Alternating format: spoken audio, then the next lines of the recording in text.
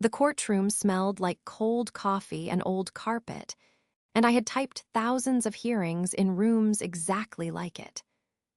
I sat at my stenography machine, fingers resting on the keys, waiting for the bailiff to call the room to order. Then the side door opened, and my stepmother walked in, wearing the same gray blazer she used to wear to church, and she did not recognize me at all. My name is Josephine Talbot. I am 38 years old, and I have worked as a certified freelance court reporter in Annapolis, Maryland, for 11 years.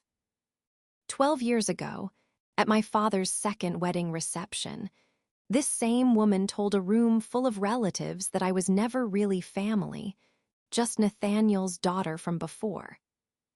Today, the court had assigned me, at random, to transcribe her fight for permanent guardianship of my half-brother. Let me take you back to where all of this actually started. Before I do, if stories like this one matter to you, hit that like button and subscribe. It genuinely helps a small channel like mine reach the people who need to hear it. And tell me in the comments, honestly, if you have ever had to sit quietly in a room with someone who once tried to erase you. I read every single one, usually the same evening I post a story. All right, let's go back 12 years and further. My mother died when I was 7, of an illness that moved faster than anyone expected, and for 4 years it was just my father, Nathaniel, and me in a small brick house outside Annapolis. He remarried when I was 11 to a woman named Dana Ferris, and I want to be honest, I tried in the beginning to want that marriage to work. Dana was polished and precise, the kind of woman who ironed napkins for a Tuesday dinner. She was never cruel to me in ways anyone outside our house could easily name. She was cruel in smaller ways, the kind that leave no mark anyone can point to later. She would introduce me at gatherings as Nathaniel's daughter, never as her own, a distinction she made so consistently that I stopped noticing it as strange and started only noticing the one time it changed. I still remember the exact texture of my mother's illness, though I was only 7. There was the hospital smell that clung to my father's coat for months afterward, the way our house went quiet, in a way I did not have words for at the time. Dana entered our lives 4 years into that particular kind of quiet. I think, looking back, that some part of me wanted so badly for her to fill the specific shape my mother had left behind, that I set her up, unfairly, to fail at a task nobody could have actually accomplished. That does not excuse the sentence she said at her own vow renewal, or the small daily distinctions she drew for over a decade. It simply means the whole story is a little more complicated than a single villain and a single victim, the way most real families actually are, whatever the tidier version of this story might have wanted to be instead. My half-brother, Eli, was born when I was 14, and something in our house shifted the moment he arrived. I do not blame him for that shift. He was an infant. He did not choose anything. But I watched, over the following years, as every ounce of Dana's genuine warmth, the warmth she was fully capable of, went toward him, and none of it ever came back toward me. I was not neglected in any way a caseworker could have documented. I was fed and clothed and driven to school on time. I was simply never, not once, made to feel like I belonged in that house, the way Eli belonged in it. My father, in his own quiet way, tried to notice, though noticing and acting on what he noticed were two very different things for him. He would occasionally take me alone for a Saturday morning drive, just the two of us, no destination in particular. Those drives became, over the years, the closest thing I had to feeling like Nathaniel's daughter, in the fullest sense of the word, not qualified, not explained away at a party. I treasured those Saturdays more than he probably ever realized. I have wondered, since his death, whether he understood how much weight I had quietly placed on an hour of driving with no radio on, just his voice and mine, and the ordinary business of being a person's actual child. I remember one specific evening, the winter Eli turned 6, when Dana threw him a small backyard party with a rented popcorn machine and a magician she had booked weeks in advance. I was 17 that year, home from a weekend at a friend's, and I helped set up folding chairs without being asked, because that was simply the role I had learned to play in that house. Midway through the party, a neighbor asked Dana, kindly, if I was the birthday boy's sister. Dana answered, without any pause at all, that I was more like a family friend who had been around a long time. I stood there holding a stack of paper plates, and I said nothing, because by 17 I had already learned that correcting her only made the room more uncomfortable for everyone except her. I drove myself home early that night, before the cake was even cut, and my father found me in the driveway an hour later, and he did not ask why I had left. My father tried, in his quiet, conflict-avoidant way, to bridge that gap. But Nathaniel was a man who hated confrontation more than he loved fixing things, and so mostly what he did was hope the gap would close on its own. It never did. I left for college at 18 with a kind of relief I did not fully understand until years later. It was the relief of a person finally allowed to stop performing belonging in a house that had already decided the answer. Here is the sentence that explains everything that happened for the next 12 years, and I need you to hold on to it, because it comes back later, in a room neither of us expected. I was 19, home for my father and Dana's second wedding, a vow renewal thrown together after their 10th anniversary, held in the backyard with folding chairs and string lights. Dana stood up to give a toast, warm, funny, gracious to every single person in that yard. Near the end, gesturing toward me with her wine glass, still smiling, she said, and of course Josephine, who isn't really family, just Nathaniel's daughter from before, but we're so glad she could make it. The yard laughed, the way yards do at a toast, not registering the sentence the way I registered it. My father laughed too, half a second too late, the way you laugh when you have heard something and are choosing, in real time, not to have heard it. I did not say a single word. I finished my glass of lemonade, and I helped clear plates an hour later. Then I drove back to my dorm that same night, instead of staying the extra day I had planned. I did not speak to Dana again, not once, for 12 years. I want to be fair to her, the way I have tried to be fair to everyone in this story. I do not think she meant that sentence as a declaration of war. I think she meant it, in her own mind, as a small, careless joke, the kind of thing a tired woman says at her own party without measuring the weight of it first.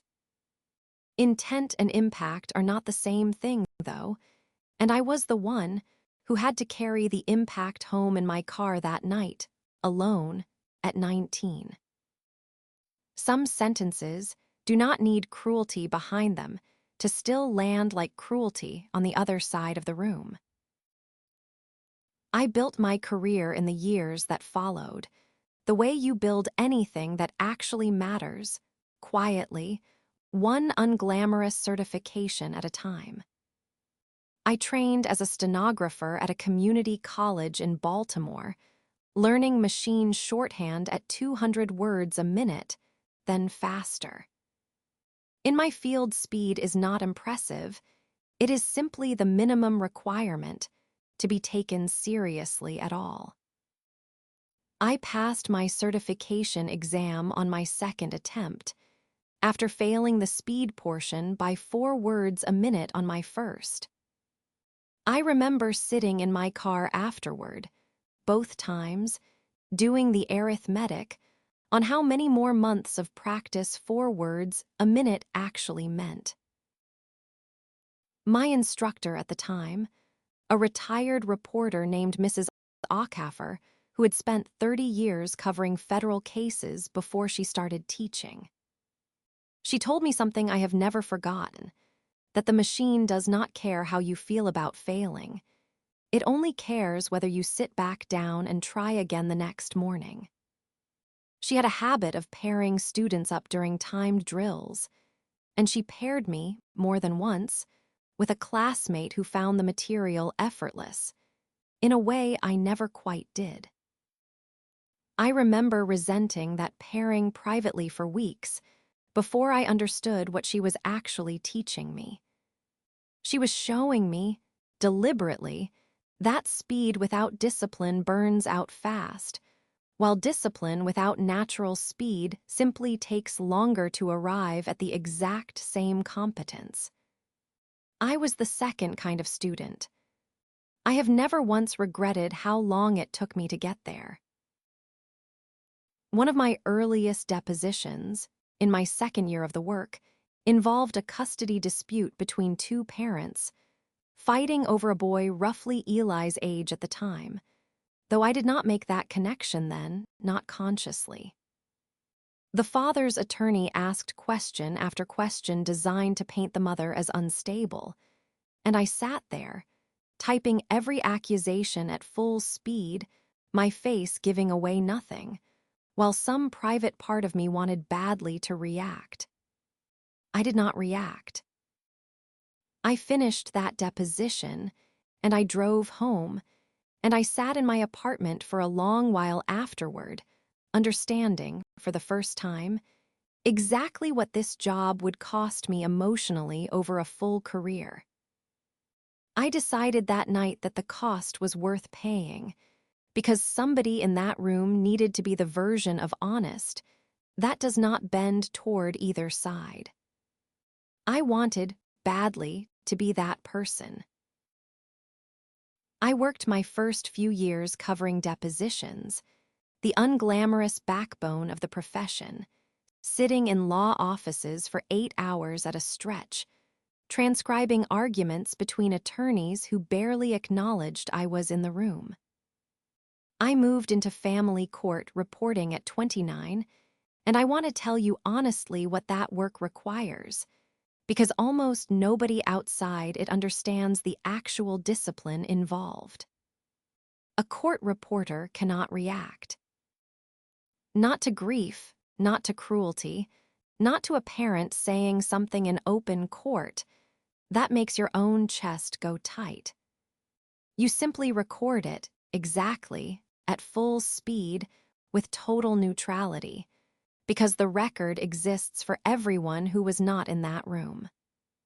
The moment you let your own reaction bleed into the transcript, you have failed the only job you were actually hired to do. I remember explaining this discipline once to a boyfriend I dated briefly in my late 20s.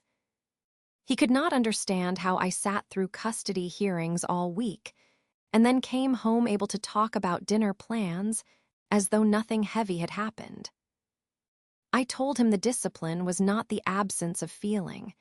It was scheduling the feeling for later, deliberately.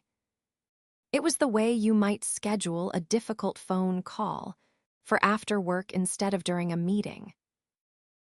He found that unsettling, I think, the idea that a person could compartmentalize grief on a professional timetable that precisely. I found it, and still find it, one of the few genuinely useful skills I have ever built. It was a skill that would matter more than either of us could have predicted years later in a courtroom neither of us knew was coming.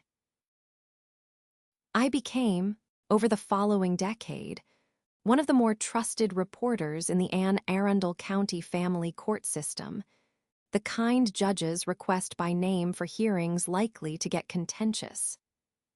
None of that ever reached Dana. I did not seek her out to tell her, and my father, in the rare calls we still had, mentioned her only in passing, careful. The way you handle a subject you know is still tender for someone. I do not know if he ever told her what I actually did for a living. I suspect, now, that he did not. Going independent, freelance, rather than staying on staff at a single firm, was a decision I made at 32, mostly because I wanted control over which cases I accepted and which I did not. Freelance reporters bill by the job, and the first 2 years were leaner than I let my father know. There was careful budgeting, a smaller apartment than I would have liked, evenings spent transcribing my own rough drafts twice over, just to be certain of every syllable before submitting them. I built a reputation slowly, one clean, unimpeachable transcript at a time. It is the kind of reputation that does not arrive quickly, no matter how good you are, because trust in this field is earned case by case, not all at once. By the time Eli's hearing came along, I had spent 6 years as my own business, answering only to my own name and my own standards. I want you to understand that this was the version of me that walked into that courtroom, entirely self-made, entirely unrelated to anything Dana had ever predicted for me.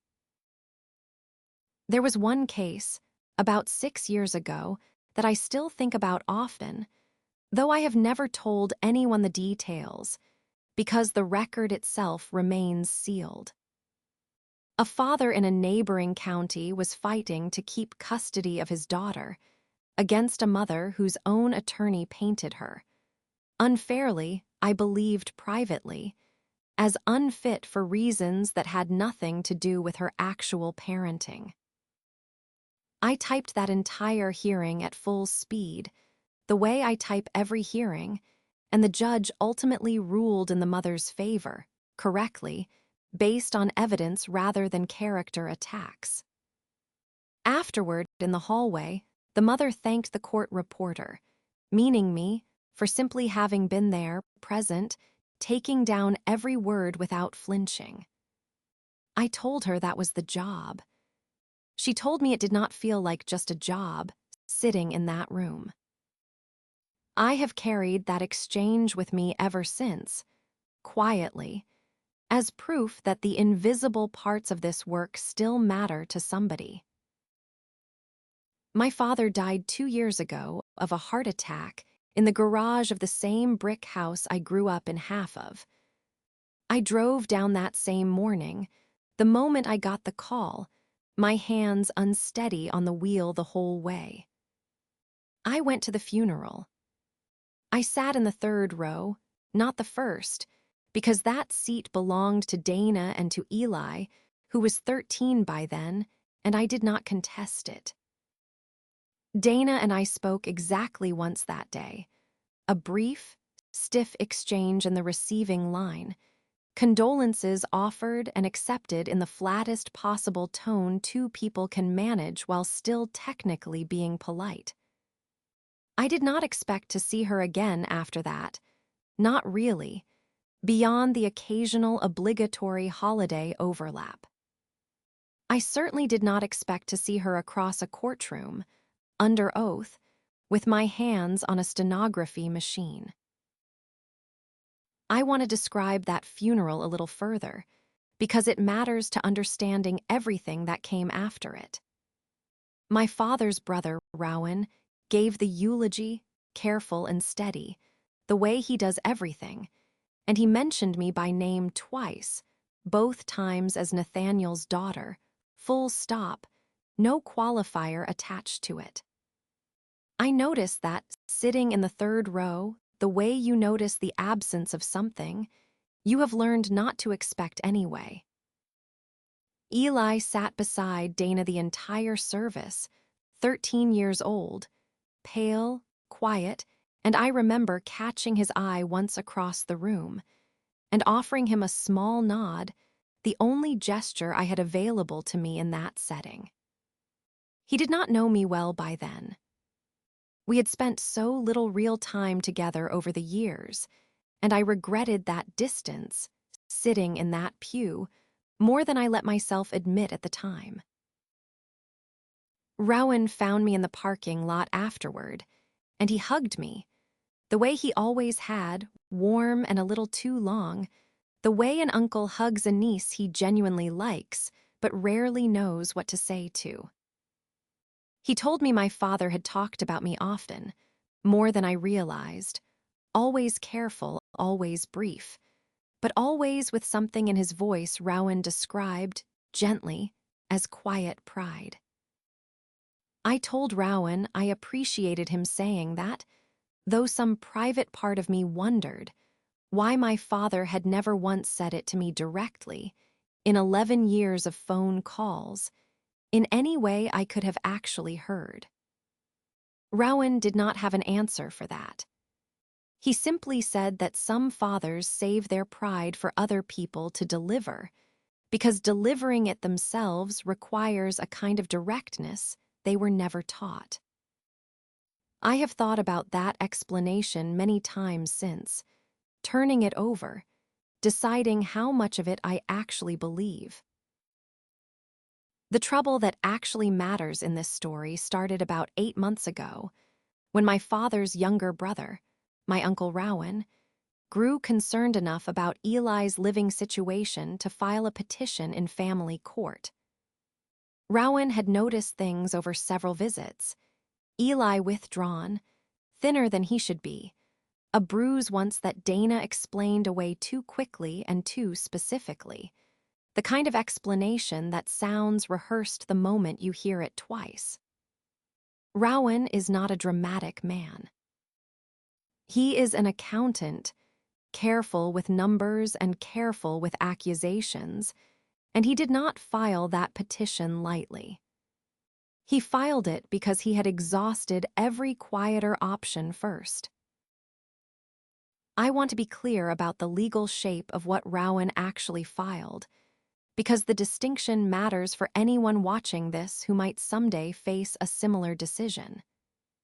He did not seek to remove Dana as guardian entirely, and he never once framed it that way to me in any of our later conversations.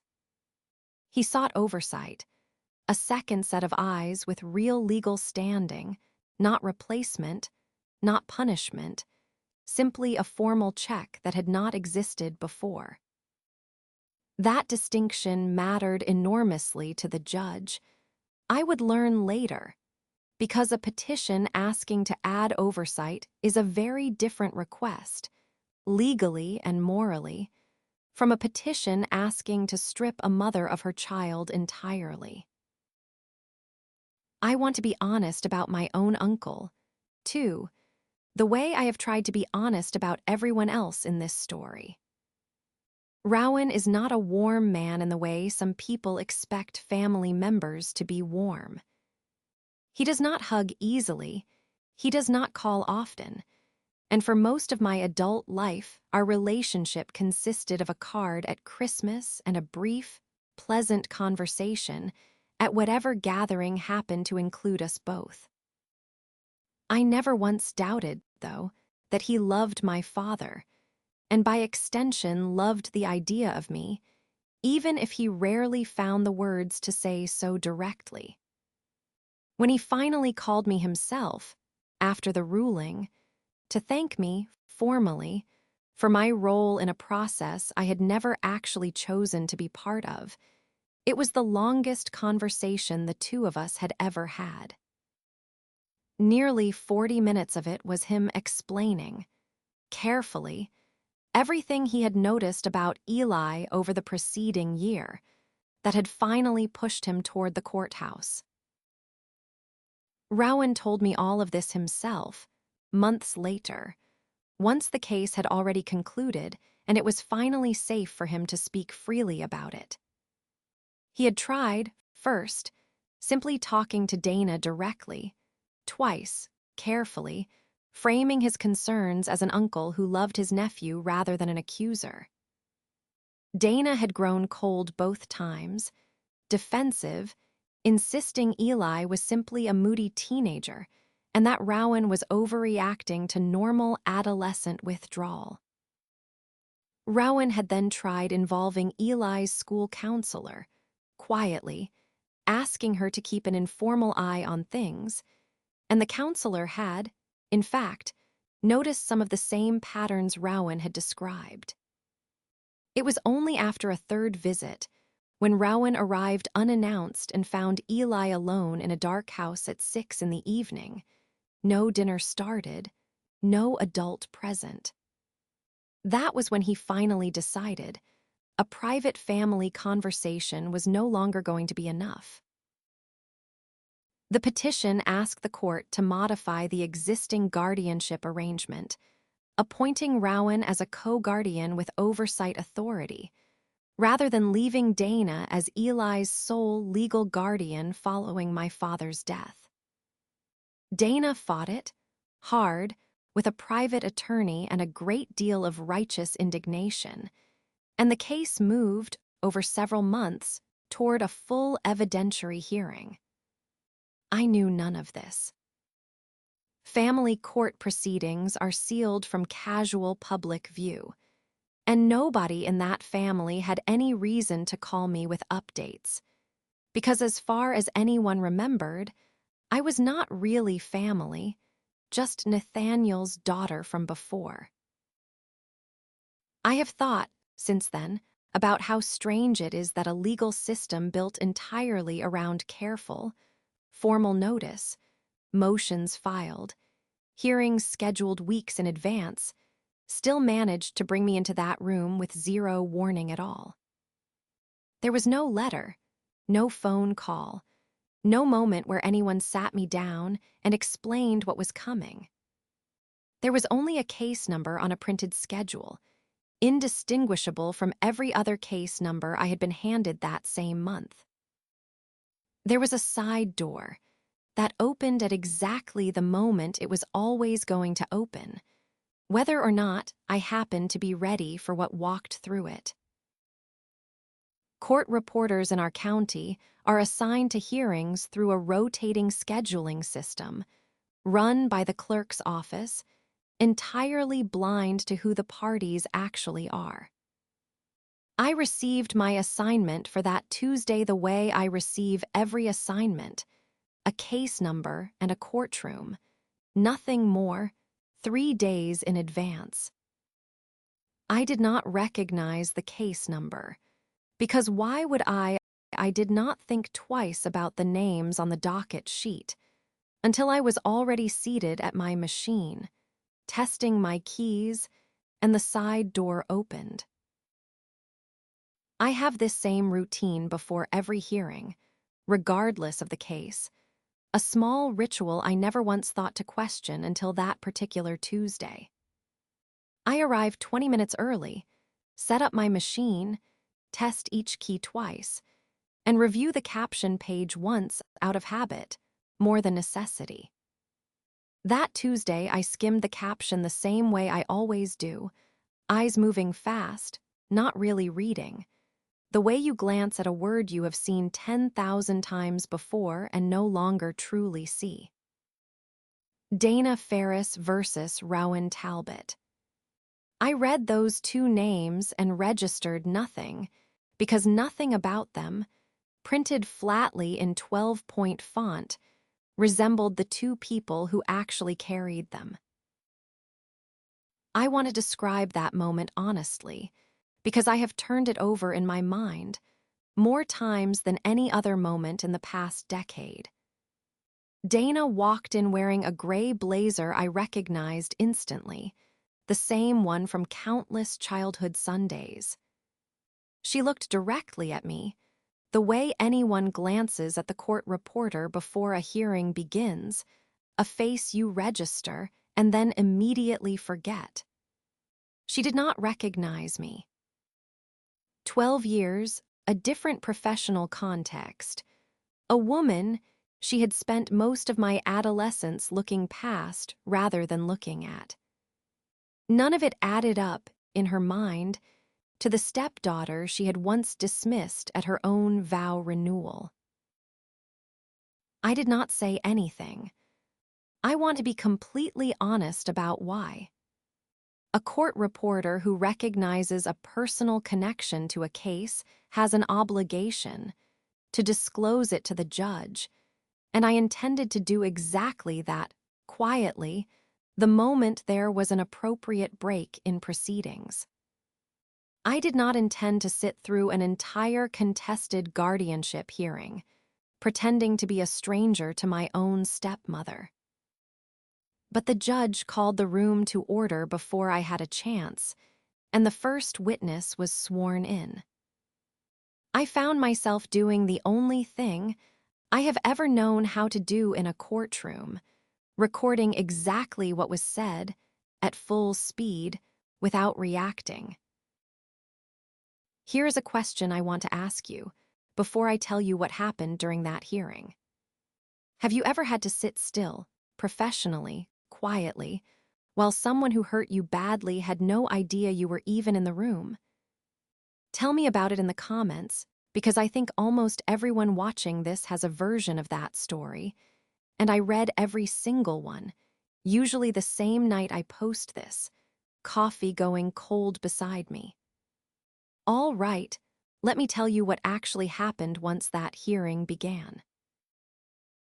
Rowan's attorney called Eli's pediatrician first, who testified, carefully, about 2 visits in the past year, involving injuries that did not fully match the explanations given at the time.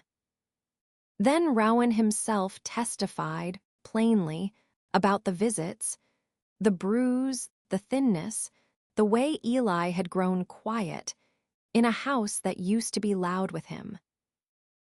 Dana's attorney cross-examined hard, and Dana herself took the stand in the afternoon, composed, articulate, exactly as polished as she had always been at every dinner party I had ever watched her host.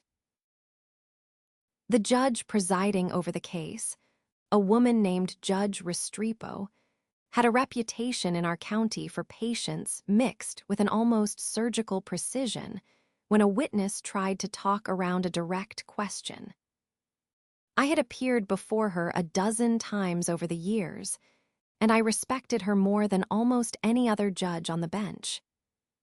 She never once let her own visible fatigue at the end of a long day soften the rigor of her questions. She watched Dana carefully throughout that first afternoon, taking her own handwritten notes alongside my typed record. I remember thinking, even before the cross-examination truly tightened, that Judge Restrepo had already noticed the same small inconsistencies I was noticing myself, letter by letter, at my machine.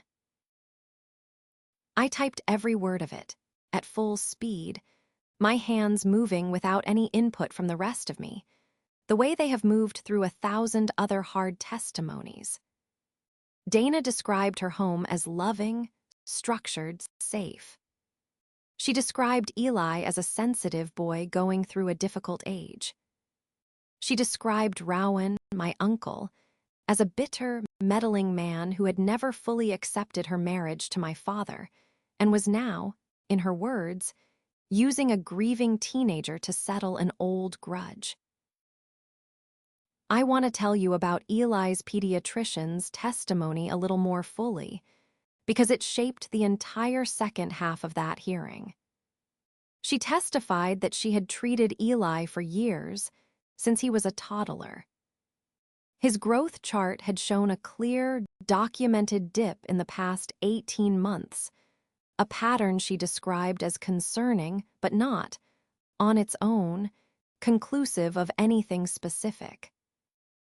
She testified about a bruise on his upper arm, consistent, she said carefully, with several different explanations, one of which happened to be the explanation Dana had given at the time. She was a careful witness, unwilling to overstate her own certainty.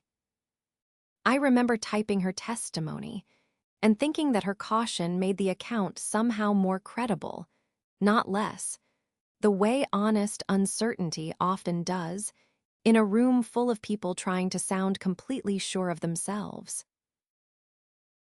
Under cross-examination, though, something in her account began to shift, the way accounts do when a skilled attorney asks the same question 4 different ways. She contradicted the timeline of one injury by nearly 3 weeks. She admitted, after some pressure, that Eli had missed several therapy appointments she had told the court, in her own filed documents, that he was attending consistently. She grew visibly frustrated, and in that frustration, her polish slipped, just slightly, just enough for the room to notice. She said, sharper than she meant to, that she was doing the best she could, with a child who was not even fully hers to begin with. Rowan's attorney did not raise her voice when that sentence landed, and I have thought since about the discipline that must have taken, because I felt my own hands nearly falter, just slightly, at my machine. She simply asked Dana to repeat the sentence calmly, as attorneys do when they want a damaging admission entered into the record twice, once by accident and once, unmistakably, on purpose. Dana repeated it, quieter the second time, clearly aware of what she had just done. The room sat with it for a long moment, before the attorney moved on to her next question, as though the sentence had not just reshaped the entire tenor of the hearing. I typed both versions exactly as spoken, the reflexive one and the quieter repetition, because a record does not get to decide which version of a sentence mattered more. I typed that sentence exactly as she said it, letter for letter, the same careful accuracy I bring to every sentence in every hearing. I did not react. I could not react, not visibly, not at my machine, in front of a judge and 2 attorneys and a court reporter's obligation to remain invisible. But I want you to understand what it cost me, sitting there, transcribing a sentence about a child not being fully hers. It came from the exact same mouth that had once told an entire backyard I was never fully theirs either. The hearing recessed for 15 minutes shortly after that exchange. I used those 15 minutes to do the thing I should have done that morning. I approached the judge's clerk privately and disclosed, quietly, professionally, that the respondent in this case was my former stepmother. I had not recognized the connection until she walked into the courtroom that morning. The clerk relayed this to the judge, who called both attorneys back briefly, off the record, to discuss it. I offered to recuse myself immediately, and I meant that offer completely. The judge, after a short conversation with both attorneys, declined it. Replacing a reporter mid-hearing, on a contested record this significant, would have required starting the testimony over from the beginning, and neither attorney wanted that delay, given how far the hearing had already progressed. The judge simply noted the disclosure on the record and asked me directly whether I could continue transcribing accurately and neutrally. I told her, honestly, that I could, because accuracy has never once depended on my own feelings about the person speaking. Judge Restrepo asked me one more question, privately, before we returned to the courtroom, a question I have thought about often since. She asked whether I believed my own personal history with the respondent would make me want, even unconsciously, to record her testimony less generously than I would record a stranger's. I told her the honest answer, that I had asked myself the same question in the 15 minutes before I approached the clerk.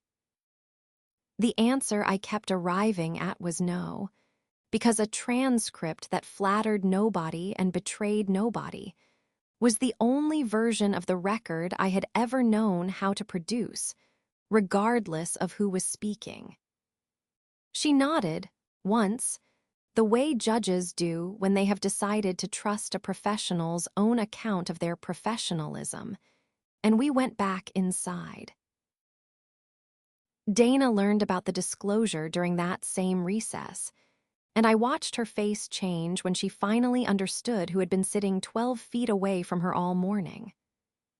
I have tried, since then, to describe that expression to people who ask, and the closest I can get is this. It was the exact face of someone watching a joke they told years ago, a small careless joke at their own party, walk back into the room, fully grown. It was holding a machine that records every word she has said all day, under oath. Dana's attorney requested a brief private conference with her during that same recess. I learned afterward, from the clerk, that Dana had asked him, quietly, whether the disclosure could be used against her somehow. She wondered whether the judge might think less of her testimony, simply because her estranged stepdaughter happened to be the one recording it. Her attorney told her, correctly, that the disclosure worked, if anything, in the opposite direction. A court reporter, with every reason to want her to look bad, had instead produced a scrupulously neutral, professionally unimpeachable record of everything she had said. I do not know whether that reassurance actually comforted her. I only know that when the hearing resumed, her voice was quieter than it had been all morning. She answered the remaining questions with noticeably less of the polish she had walked in with. She did not approach me during the recess. She sat very still in the hallway, her attorney beside her, and she looked at me exactly once, a look I could not fully read. It was some mixture of recognition and something closer to shame than I ever expected to see on her face. I did not go to her. I sat with my own coffee at a separate bench, and I waited for the hearing to resume, because that is what my actual job required of me, regardless of anything else true in that hallway. That night, after the second day of testimony, I went home and did the one thing I have always done after a difficult hearing. I reviewed my own notes for accuracy before submitting the rough draft transcript to the clerk's office. I sat at my kitchen table with a cup of tea going cold beside me, reading back Dana's exact words about a child not fully hers. I let myself feel, privately, in my own kitchen, everything I had not allowed myself to feel at the machine. I did not cry, exactly. I sat very still for a long while, the way I imagine Eli must have sat still, more than once, in that house growing up. Then I finished my review, submitted the transcript, and went to bed, because the record had to be accurate whether or not I had fully processed what recording it had cost me. The hearing concluded 2 days later, after additional testimony from a court-appointed evaluator who had visited Eli's home twice in the preceding months. The judge's written ruling, issued 3 weeks after that, granted Rowan co-guardian status with specific oversight provisions, regular check-ins, and a requirement that Eli's therapy attendance be independently verified going forward. Dana retained primary physical custody. She did not retain the sole, unchecked authority she had walked into that courtroom expecting to keep. The court-appointed evaluator's testimony, on that final day, deserves its own mention, because it was the quietest testimony of the entire hearing and, in its own way, the most damning. She was a licensed social worker named Kavita Anand, methodical and unhurried, and she described 2 separate home visits, both scheduled with advance notice, both finding the household superficially tidy and outwardly calm. What she noted, carefully, in her written report, was Eli's own demeanor during those visits, guarded, watchful. He was quick to answer every question, with whatever version of an answer seemed likely to end the conversation fastest. She testified that in her professional experience, that particular kind of guardedness in a teenager, the practiced brevity of it, often indicated a home where honesty had quietly stopped feeling safe, even when nothing dramatic was visibly wrong. I typed her testimony carefully, and I remember thinking that she had described, in careful clinical language, almost exactly the childhood I myself had lived through in that same family, one row over. I want to tell you honestly what I felt reading that ruling, because it complicates the story people might want from me, and I promised you honesty at the start of this. I did not feel triumphant. I felt, mostly, a kind of tired relief, the specific relief of watching a system built to protect people who cannot protect themselves actually do the thing it was built to do. That held true, regardless of what any of us in that room happened to feel about each other personally. I have learned, over 11 years, that this particular kind of relief rarely announces itself loudly. It simply settles, quietly, the way a good ruling should. I read the full ruling twice, alone, at my own kitchen table, the same table where I had reviewed my notes 2 nights earlier. Judge Restrepo had written, in a footnote I have reread more times than I probably should admit, that the court found the disclosed connection between the reporter and the respondent to be immaterial to the accuracy of the record. That finding rested on the reporter's documented professional history and her voluntary, timely disclosure the moment she recognized it herself. I felt something settle in my chest reading that sentence, a small, official acknowledgement. The thing I had built, quietly, over 11 years, had actually held up, under exactly the kind of pressure it was designed to withstand. Dana had spent 12 years insisting I was not really family. A judge, a stranger to both of us, had just spent 1 paragraph confirming, in writing, that I was exactly who I said I was. Dana called me 6 weeks after the ruling, the first time she had called me directly in over a decade. I almost did not answer. I am glad I did. She did not apologize fully, not the whole word, but she came close enough that I noticed the shape of it. She told me she had thought, often, in the weeks since the hearing, about the sentence she said at her own vow renewal 12 years earlier. Hearing her own careless words about Eli read back to her, in that courtroom, had made her understand, finally, what a sentence like that actually does to the person standing at the edge of a family, listening. I asked her, during that same call, why she had never once, in 12 years, tried to reach out herself.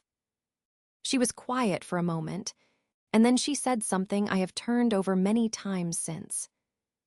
Reaching out would have required admitting out loud that there was something to repair in the first place.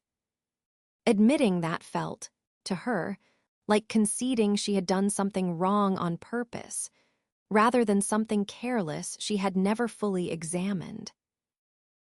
I told her those were not the same thing, carelessness and cruelty, but that the distinction only matters if the careless person eventually does the work of noticing. She told me she understood that now, in a way she had not understood it before that courtroom. I believed her, at least in that moment, on that phone call, in a way I had not expected to believe her again. I told her I appreciated her saying that. I did not tell her it repaired 12 years in one phone call, because it did not, and some repairs, I have learned, happen slowly in small pieces, rather than all at once in a single conversation. We have spoken twice more since then, careful, brief conversations, mostly about Eli, mostly practical. It is not warmth yet. It might become something closer to it, in time, if we both keep showing up for these small, careful calls. I am genuinely, honestly, truly no longer in a hurry to find out, and that patience itself feels like progress. Eli reached out to me on his own, about 2 months after the ruling, a short message asking if I would want to get coffee sometime, just the two of us. I said yes immediately, without thinking twice, because whatever else was true in that house growing up, none of it was ever his fault. I had spent 12 years quietly, privately, missing the idea of a brother I barely let myself know. We have met 4 times since then, and I am already planning a 5th. He is 16 now, funny in a dry, understated way that reminds me, oddly, of our father. He knows what I do for a living. He told me, the second time we met, that he thought it was the coolest job he had ever heard of, and I did not correct him, because for once, someone in that family had simply asked and simply listened.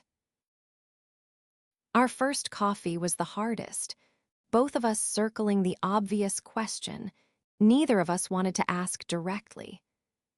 Did the other one blame him, or blame her, or blame the whole broken shape of the family? We had both grown up inside from opposite ends of it. I finally asked him, plainly, whether he resented me for the ruling, for the oversight now attached to his mother's guardianship because of a hearing I happened to transcribe. He told me, without hesitating, that he did not. He had actually felt something close to relief when the ruling came down, because it meant somebody official had finally noticed what he had spent years too afraid to say out loud himself. I told him I was glad he could say that now, out loud, to me, in a coffee shop, instead of carrying it alone, the way I once carried my own version of it. He asked, quietly, whether it got easier, being the one who noticed things nobody else in the family wanted to look at directly. I told him it did, eventually, though eventually took longer than either of us would probably like to hear.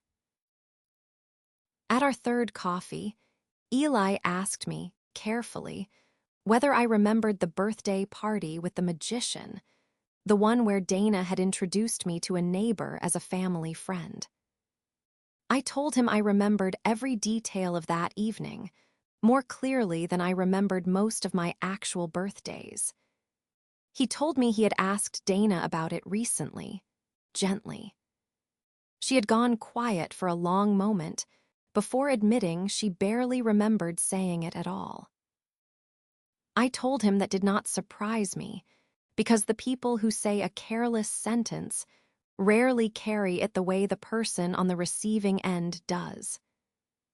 Eli sat with that for a moment, stirring his drink. Then he said, quietly, that he wanted to make sure, He never became a person who said things like that to somebody without noticing. I told him that wanting to notice was most of the work already done.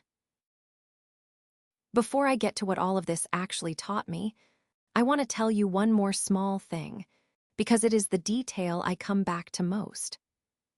Last month, at a family gathering neither Dana nor I could have imagined attending together 2 years earlier, Eli's school held a small awards evening. Both of us showed up, separately, arriving within minutes of each other in the same parking lot.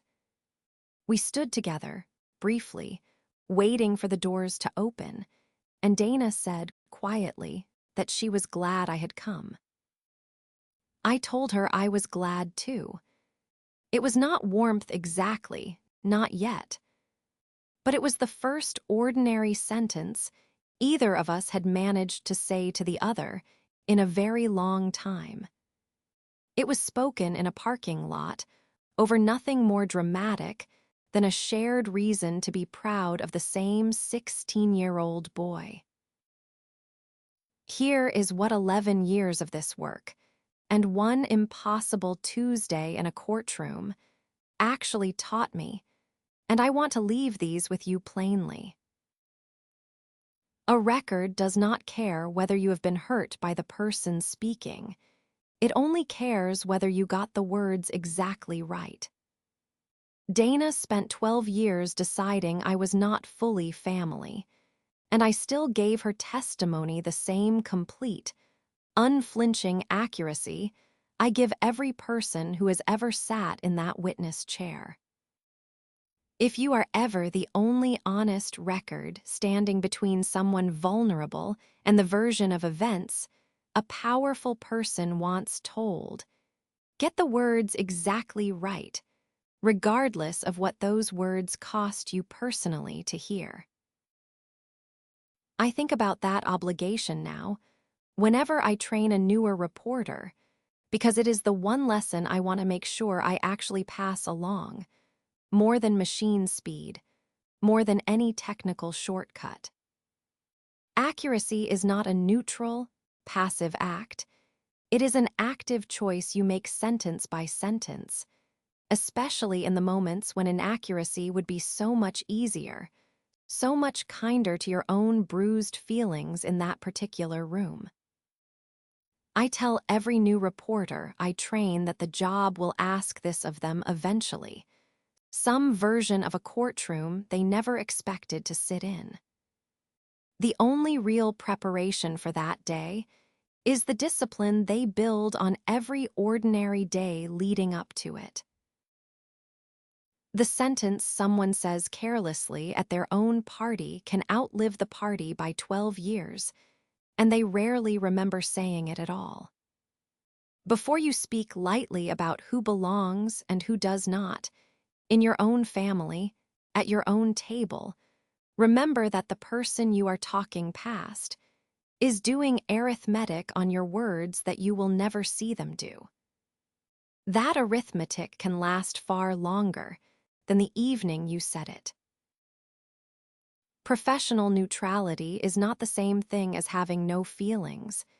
It is choosing, deliberately, not to let those feelings become the record. I sat 12 feet from a woman who once erased me, and I recorded her testimony with total accuracy anyway. I am prouder of that choice than almost any other professional decision I have made. You do not need to feel nothing to act with integrity. You only need to decide, in the moment that matters, which one gets to drive. A child who is not fully yours by blood or by choice is still fully a person, and systems exist, imperfectly, to make sure someone remembers that when a family forgets it. Rowan filed that petition because he refused to let a quiet, careful silence become the official version of what was happening in that house. If you notice the quiet warning signs in someone else's home, the bruise explained too fast, the child grown too thin, say something to someone with the actual authority to check. Do it even if it costs you a relationship. If this story meant something to you, tell me in the comments about a sentence someone said carelessly to you once that you have never actually been able to put down. Take your time writing it. If you need to, some sentences take years to finally say out loud. I read every single one. Subscribe if you want another true story like this one. It starts with a woman finding a lease she never signed.